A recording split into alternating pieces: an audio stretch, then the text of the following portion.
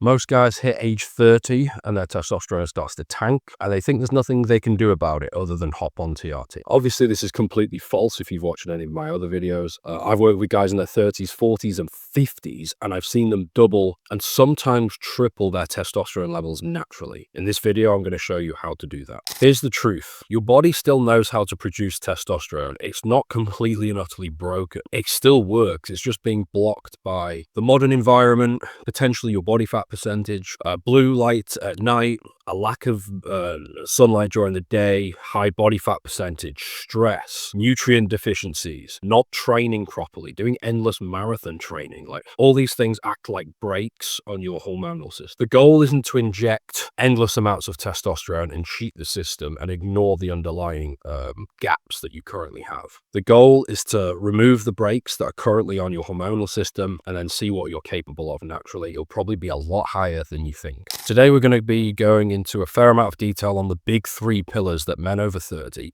keep messing up. I see this in the blood work I analyze. I see this with clients I work with every day. And I see this in real life as well in the gym I go to here in Liverpool. Training, it's the amount of nutrients and cholesterol you're getting, and all things recovery and cortisol related. So I'm going to go into each one of those now. Now, some of these factors overlap a little bit, but the first one I'm going to get into is recovery and cortisol. When you're in your 30s, your body still should be functioning well and producing quite a lot of testosterone, but you're not going to be quite at the level of an 18-year-old. And quite a lot of you guys, realistically, you have real jobs at this point. So you have more stress, you have more life responsibilities. So under these circumstances, you don't want to be in the gym 6 days a week. I think 5 is pushing it for most naturals who are well into their 30s. 4 is probably better. 5 you can get away with maybe if one of them's like a recovery blood flow sort of day, stretching. 4 days a week is probably the ideal. This is what I do for clients, is usually an upper lower split, and your legs are hit hard. This is where the biggest bang for your buck is. You want to take leg training seriously. If you're really sleep deprived, I get this question a lot, I would leave leg training till the next day. Just make sure you catch up on your sleep and then smash your legs. You want to give it everything you've got. That's intensity specifically, not necessarily doing endless sets of whatever junk sets. This is huge, but the reason training 4 days a week is so important is you need recovery days. You need several days off. This is even if your sleep is really good. If your sleep is terrible, like nothing you do in the gym is really going to matter that much. You're not going to recover from it, not in your 30s. You've got to fix the sleep thing. So the first thing with all this is you need several days off, several recovery days. If you don't, cortisol builds up and eventually prolactin starts to build up. So you got to be careful. Several recovery days. Smash your legs like your life depends on it. Twice a week, multiple compound movements, and don't be doing like marathon training. Some of you guys have a thing with marathon training for some reason. You're not going to be 800 plus testosterone training for a marathon all the time. I promise you this isn't going to happen. It's too stressful for the body. You're also not going to build a good physique doing that. The guys you've seen online who are marathon runners and they're jacked, they're on steroids, obviously.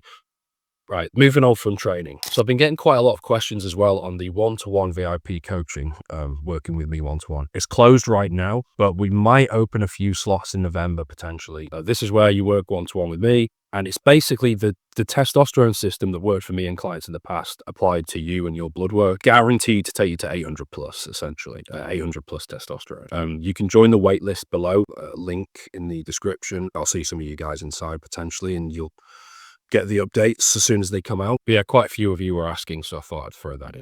Recovery and cortisol is huge. It's so important. Fixing your sleep is probably 70 to 80% of the game when it comes to recovery and bringing the cortisol levels down. You do this, not only is your testosterone immediately going to rise because most testosterone is secreted overnight. It's in the early hours of the morning. So REM sleep in particular is so important. Not only this though, but your cortisol levels come down over time. So there's an immediate boost overnight. And then there's the longer term cortisol coming down. Your blood vessels open up. Your libido tends to improve. Your response to stress improves. There's all kinds of benefits to improving your sleep. People just don't take it seriously because it's not exciting. There's no dopamine rush with improving your sleep, but it doesn't mean it's not absolutely life-changing, because it is. There was one guy on X the other day who was commenting to not chat, Grok, the AI, and he was like, I sleep 5 hours a night. What herb should I take? And even Grok was like, no herb matters if you sleep 5 hours a night. Like, you're screwed. You've got to fix that, whatever it takes. A lot of it's light related as well. You've got to get light in the morning. A lack of light in the evening, especially blue light. Sunlight in the evening is useful, but a lack of blue light in the evening is huge. If you're just staring at a screen, staring at your laptop or your phone right before bed, you might still fall asleep, but this is one of the huge things that wakes guys up at like 3 in the morning and they can't go back to sleep and they wonder why. It's the blue light in the evening a lot of the time. So there's that. Other things to do with cortisol and recovery. You don't want to go too low on calories. You don't want to go too low on carbs. Magnesium is very, very important. But these are extra factors. Sleep is king when it comes to bringing down that cortisol, recovering faster.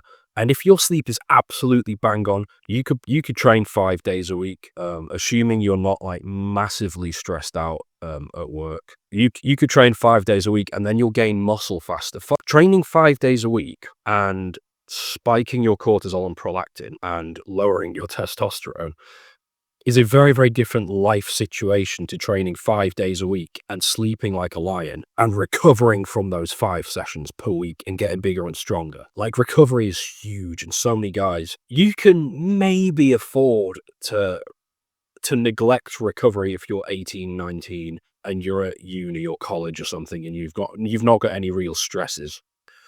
If you're in your 30s, you can't afford to neglect it. If you're on steroids, you can definitely neglect it. If you're natural and you're in your 30s, you can't neglect recovery. It's huge. Finally, you've got micronutrients and cholesterol, basically the diet side of things. Intermittent fasting, don't recommend it. It's going to make you more stressed. It's going to make it harder to recover. And you've got less nutrients being drip fed into your system throughout the day. Lower protein synthesis throughout the day. I can't recommend it for most people. You want to have nutrients first thing, soon as you wake up. You want to have nutrients during the day. You want to have nutrients before you go to bed. What are these nutrients? Well, B vitamins, zinc, magnesium, selenium, cholesterol's the big one. And then the objection I've seen on YouTube is your body makes your own cholesterol. Yeah, this isn't what leads to testosterone, though. It's dietary cholesterol that you consume. That's what your body turns into testosterone. I've said this before.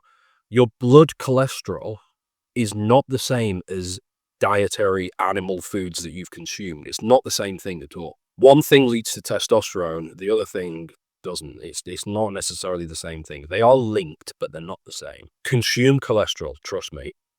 This is well established. I'm not saying anything new here. But before any diet I can give you or any foods, I've spoken about organ meats and I'll link that video at the end. Before any of this, you need to get blood work done. Blood work shows you where your current diet is lacking. It shows you what type of recovery factors you're missing, or it gives you certainly a strong insight into why your recovery might be lacking or if it's lacking. It gives you all sorts of potential things. It shows you what supplements will actually be useful and which supplements are going to be a complete waste of time and money and might actually make you worse as in lower testosterone. So blood work comes first before any of this stuff, and then you can create the ideal diet and recovery protocol and things like that. But if you're over 30, you need extra focus on cortisol and recovery and micronutrients. People go on about macros all the time. There's fats and then there's fats. There's carbs and then there's carbs. Like, macros doesn't address anything in terms of quality. The quality is more important for your hormones. So that's it for this video. Hopefully that makes sense. I've kind of like ranted a little bit here. If you enjoyed this video, you'll enjoy the organ meats video where I go into a lot of detail on the most powerful food that you can possibly eat. So check that one out. I really give you the details there. You'll enjoy that one, and I'll see you soon.